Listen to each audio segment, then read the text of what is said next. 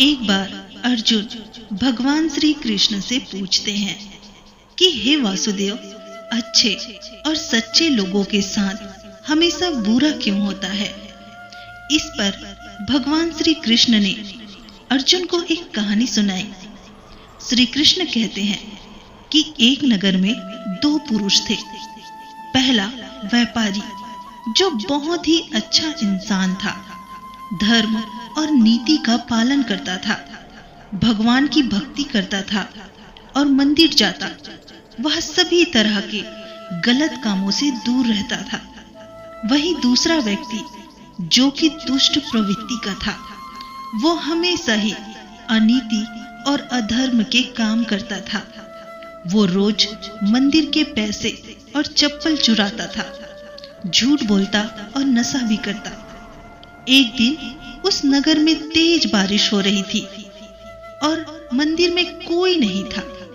ये देखकर उस दुष्ट व्यक्ति ने मंदिर के सारे पैसे चुरा लिए और पुजारी की नजरों से बचकर वहां से भाग निकला।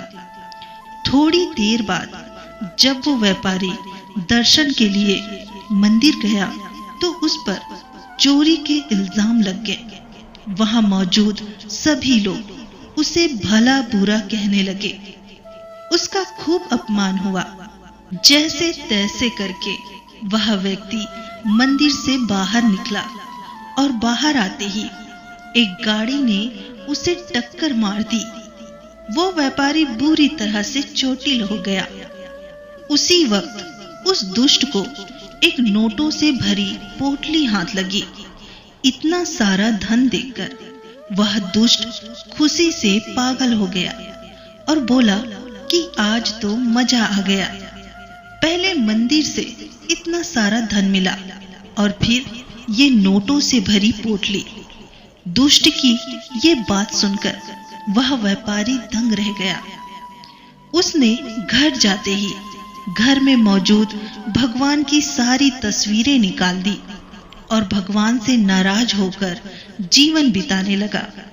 सालों बाद जब उन दोनों की मृत्यु हो गई और दोनों यमराज के सामने गए तो उस व्यापारी ने नाराज स्वर में यमराज से प्रश्न किया कि मैंने तो सदैव ही अच्छे कर्म किए थे, जिसके बदले मुझे अपमान और दर्द मिला, और इस अधर्म करने वाले दुष्ट को नोटों से भरी पोटली आखिर क्यों? व्यापारी के सवाल पर यमराज बोले, जिस दिन तुम्हारे साथ दुर्घटना घटी थी वो तुम्हारी जिंदगी का आखिरी दिन था, लेकिन तुम्हारे अच्छे कर्मों की वजह से तुम्हारी मृत्यु एक छोटी सी चोट में बदल गई। वहीं इस दुष्ट को जीवन में राजयोग मिलने की संभावनाएं थी, लेकिन इसके बुरे कर्मों के चलते वो राजयोग एक छोटे से धन की पोटली में बदल गई।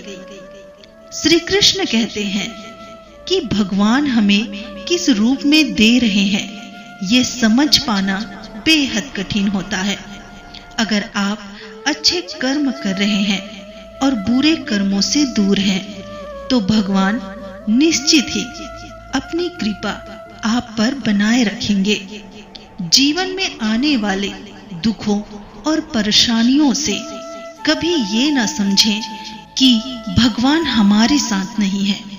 हो सकता है आपके साथ और भी बुरा होने के योग हो, लेकिन आपके कर्मों की वजह से आप उनसे बचे हुए हैं।